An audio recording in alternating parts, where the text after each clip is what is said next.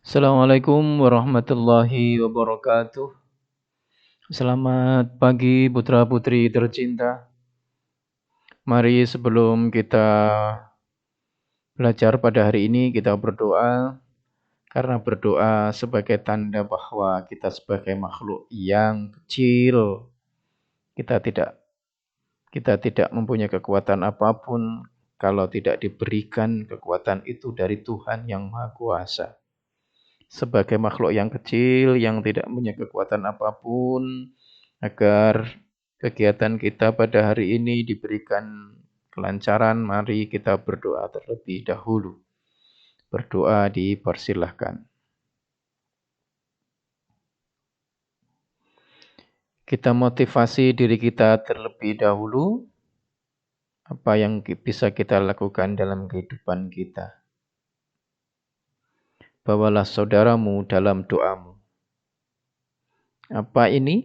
Iya, terbiasa kita berdoa, ini tidak melibatkan, tidak membawa saudara-saudara kita di dalam doa-doa kita. Ya Allah, berikan kekayaan kepadaku. Ya Allah, mudahkanlah aku belajar. Ya Allah, mudahkanlah segala urusanku. Ini namanya berdoa dengan sangat egois. Karena kita berdoa hanya untuk diri kita sendiri. Padahal ada saudara-saudara kita yang juga memerlukan doa dari kita. Di dalam sebuah hadis, kalau kita mendoakan saudara kita, langsung diaminkan oleh para malaikat. Apa tidak hebat itu? Ya Allah, semoga rezekinya saudaraku lancar. Ya Allah, semoga si Wulan, si Ahmad, si Reza, Engkau berikan kemudahan belajarnya. Ya Allah, semoga keluarga Bapak si Karman, Bapak si Abdul, Bapak si Johan, Bapak si Ahmad, Engkau mudahkan rezekinya, Engkau berikan kesehatan, Engkau berikan yang keluarganya menjadi keluarga yang sakinah mawaddah warahmah. Ya Allah, semoga Bapak Ibu guruku selalu Engkau berikan kesehatan, Engkau lindungi beliau, semoga selalu Engkau berikan kemudahan dalam segala urusannya. Ini adalah doa-doa yang kita bawa saudara-saudara kita di dalam doa-doa kita. Hebatnya ini langsung diaminkan oleh malaikat dan kamu juga. Kamu juga maksudnya doa yang kita panjatkan tadi oleh malaikat langsung diaminkan dan kamu juga masuk di dalam doa yang kamu ucapkan. Walaupun kamu tidak menyebutkan ada kamu di dalam doamu, kamu mendoakan si A, si B, si C tanpa menyebut nama kamu, tetapi malaikat langsung mengaminkan dan kamu juga. Jadi kita dimasukkan ke dalam doa itu. Siapa yang tidak senang doa langsung diaminkan oleh para malaikat? Maka kita harus merubah cara berdoa kita. Bolehlah doa-doa yang seperti biasanya, tetapi ada doa-doa di belakang yang kita lengkapi yang sangat bagus. Kalau kita bawa saudara-saudara kita, kita doakan apa keperluannya, apa hajatnya, mungkin sedang sakit, mungkin ekonominya sedang masalah, mungkin kekurangan ekonomi, kita doakan. Semoga Allah juga memberikan kemudahan seperti yang kita panjatkan di dalam doa kita tadi. Terima kasih. Menggambar prinsip-prinsip seni rupa yaitu prinsip memusatkan dan menyatukan. Bagian 2. Prinsip memusatkan. Prinsip memusatkan merupakan sebuah komposisi yang dapat menuntun untuk memusatkan perhatian dalam suatu unsur-unsur dan tempat.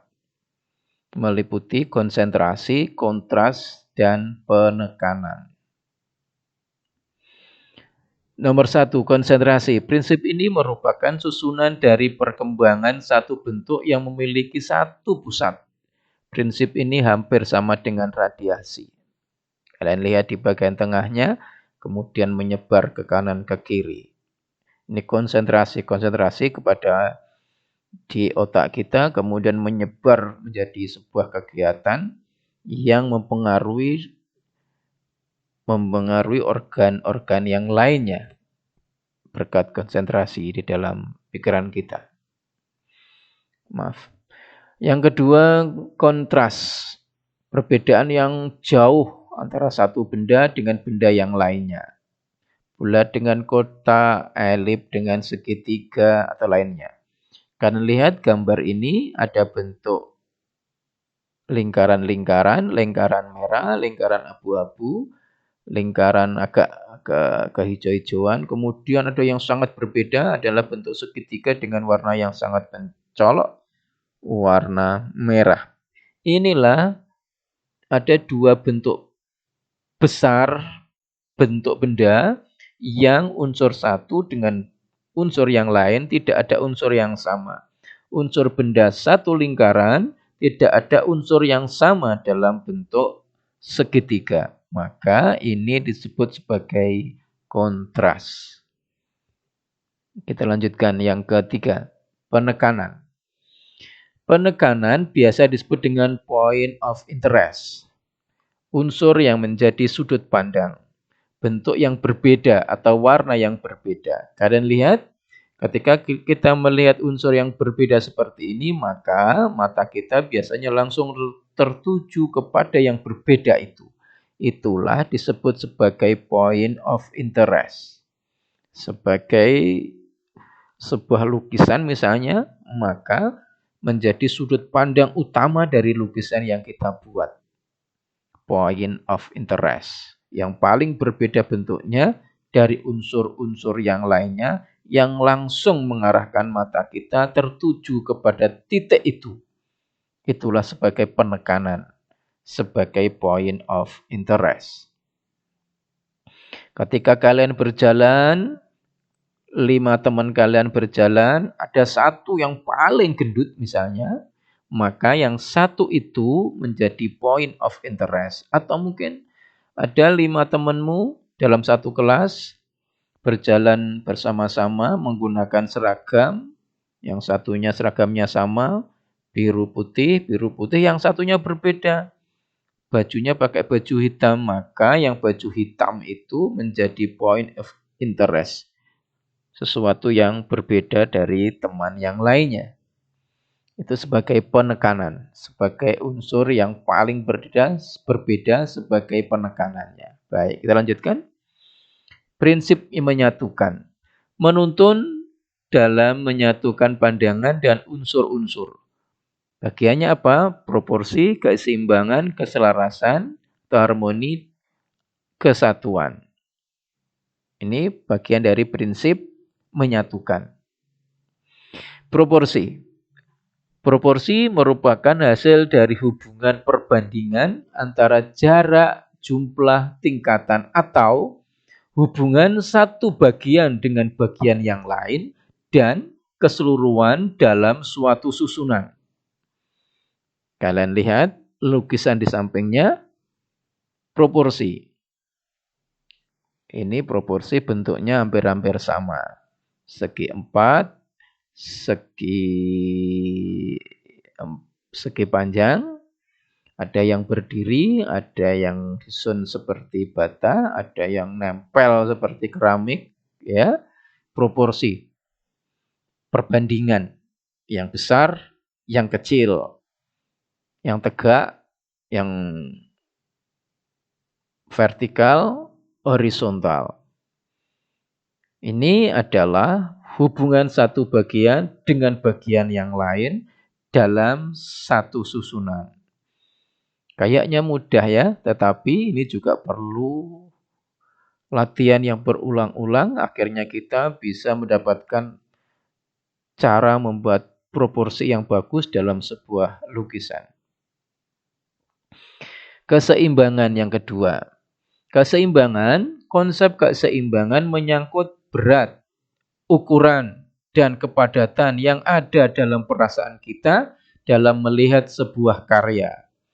Keseimbangan tercapai jika ada suatu perasaan akan kesamaan, keajegan, dan kestabilan. Kan lihat gambar di samping ini. Gambar di samping ini sangat-sangat mempunyai keseimbangan. Sangat nyaman dilihat oleh mata kita. Unsur yang seimbang. Kalian lihat dua gambar ini. Yang satunya betul-betul sama antara kanan dan kiri. Ada bentuk perubahan dari tanaman yang menjadi motif ragam hias. Antara kanan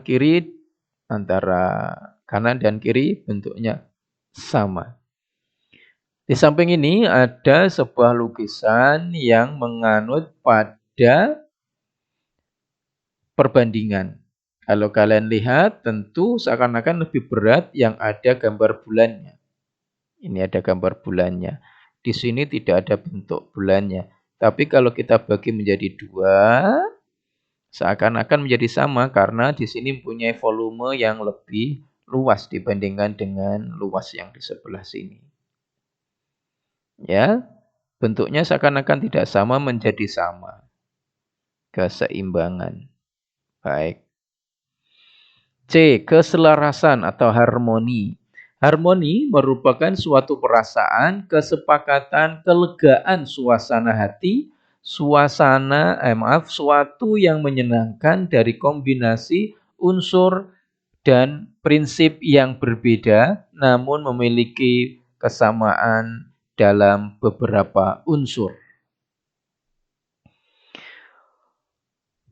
Kalian lihat, ada garis-garis walaupun warnanya berbeda. Ada segi empat, ada lingkaran, ada bentuk koma yang dibesarkan, ada segitiga.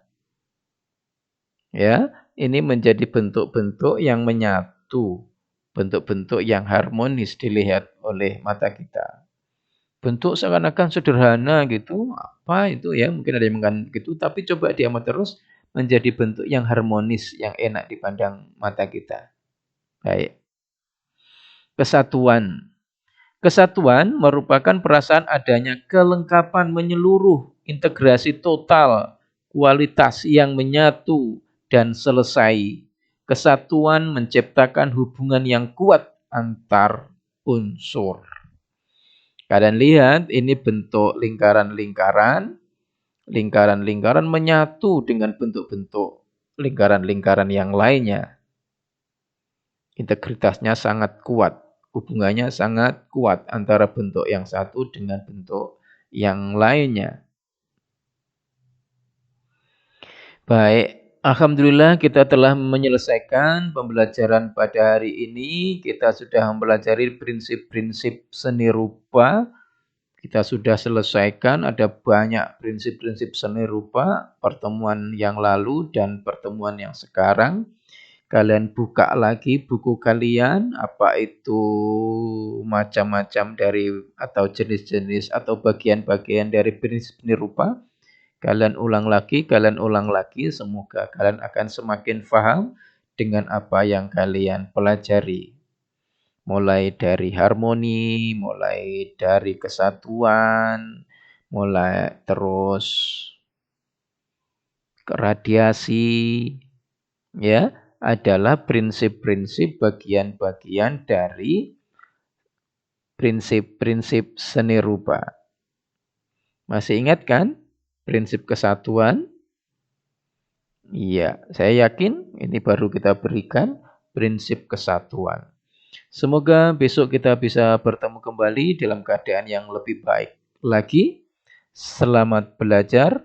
Semoga kalian menjadi anak-anak yang didambakan oleh orang tua kalian. Mohon maaf yang sebesar-besarnya. Sukses selalu.